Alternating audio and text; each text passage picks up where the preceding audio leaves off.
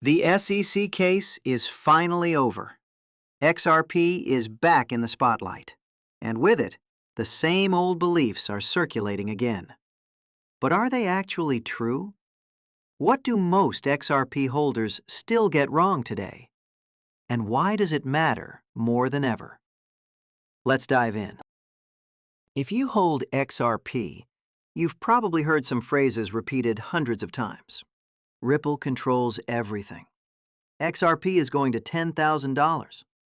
Banks will use XRP and the price will explode. Some of these are partially true. Others are completely false. And most of them live somewhere in between, a mix of facts, narratives, and wishful thinking. This is not a video against XRP.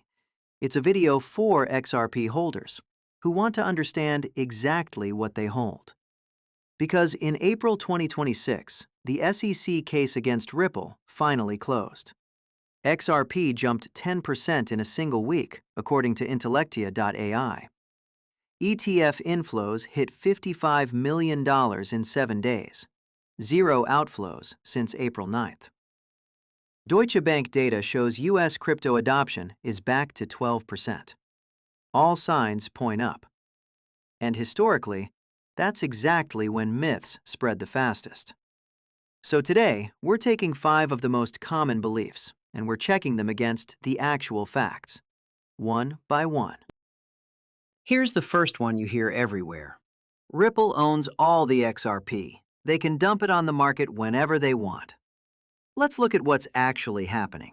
According to official documentation on XRPL.org, Ripple does hold a large portion of XRP in something called escrow. Around 46 billion XRP are locked in this system. But here's the part most people miss. Ripple cannot just sell those tokens whenever they feel like it. The escrow releases 1 billion XRP per month, automatically, since 2017. And most of what Ripple doesn't use goes right back into escrow.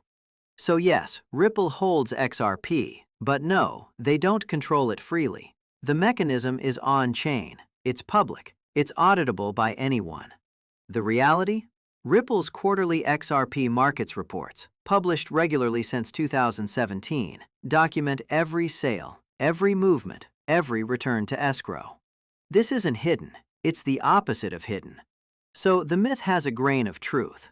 Ripple does have a lot of XRP, but the narrative that they can dump it any time doesn't match how the system actually works.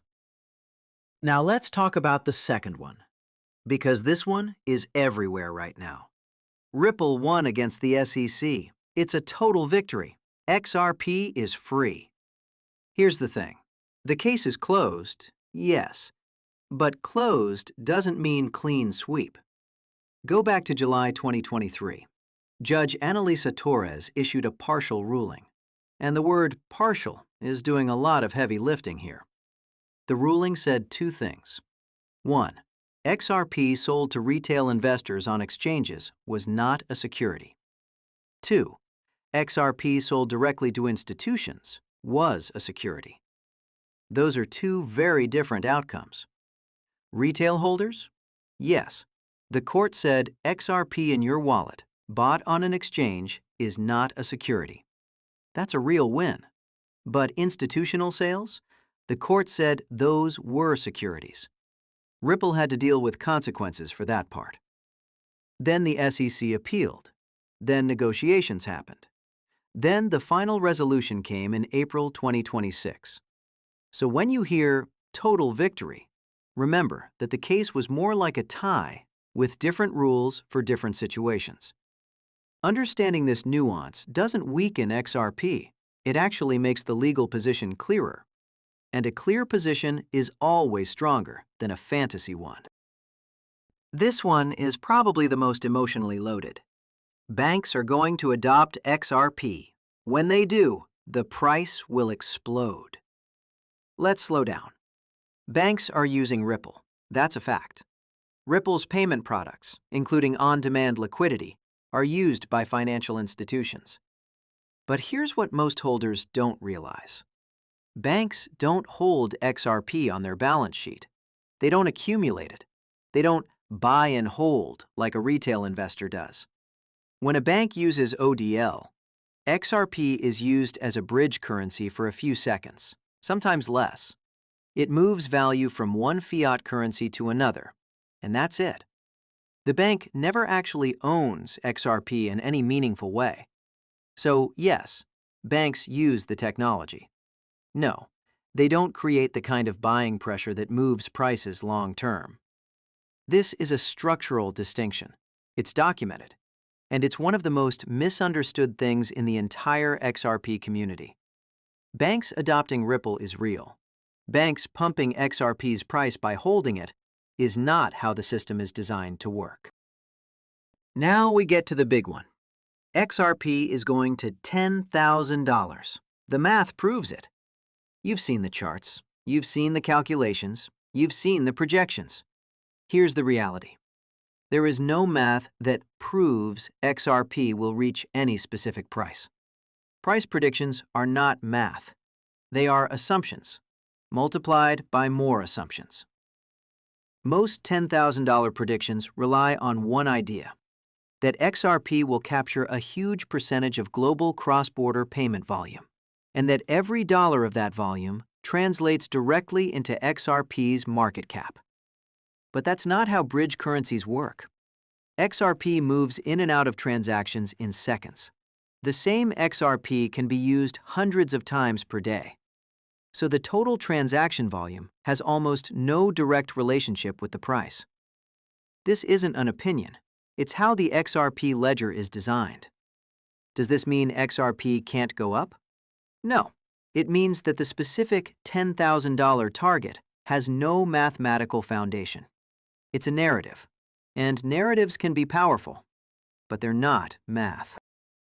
This one is the quietest myth, and maybe the most dangerous. If I have XRP on Coinbase or Binance, I own XRP. Technically, no. You own a claim against the exchange that says they owe you a certain amount of XRP. If the exchange functions normally, those are the same thing in practice. But if the exchange fails, they are not the same thing at all. Think back to November 2022. FTX collapsed. Millions of users had crypto on the platform. Their screens showed balances. Their screens showed XRP, Bitcoin, Ethereum. But when FTX filed for bankruptcy, those balances became unsecured claims in a legal process that took years. This isn't a scare tactic. It's documented. And it applies to every exchange, centralized or decentralized. If you don't hold your private keys, you don't fully own your XRP. You own a promise. Usually that promise is kept, but sometimes it isn't. Self-custody isn't for everyone. It comes with its own risks: lost keys, technical mistakes, security breaches. But at least knowing the difference changes how you think about risk. So here's the real question. Why do these 5 myths keep circulating, year after year, cycle after cycle? 3 reasons. First, the crypto space is dominated by content that rewards hype. Calm, nuanced analysis doesn't get as many views as XRP to 10,000 tomorrow. Algorithms don't reward truth. They reward reaction. Second, XRP has a strong community. That's usually a good thing. But strong communities also tend to reinforce internal narratives, even when those narratives drift away from the facts. Third, human psychology. When you hold an asset, you want to believe the best about it. That's normal. It's called motivated reasoning, and it's been documented in behavioral finance for decades. None of this makes you a bad investor. It makes you human. The goal isn't to become cynical about XRP. The goal is to hold XRP for the right reasons, reasons that are grounded in reality, not in narratives you picked up on social media 3 years ago. So what do you do with all this? Here's the simple answer. Understanding these myths doesn't mean selling your XRP. It doesn't mean doubting everything. It means something more important. It means you can talk about XRP with facts instead of slogans. It means when the next crash happens, You won't panic based on a false belief. It means when someone promises you $10,000 by next year, you'll know how to check that claim. The strongest XRP holders are not the loudest ones. They're the ones who can explain exactly what they own, why they own it, and what would actually change their mind. That's not weakness, that's clarity. And clarity is worth more than any price prediction. Because the market will do what it does, but your understanding of it is entirely in your control. So the next time you hear one of these 5 phrases, pause. Ask where the claim comes from.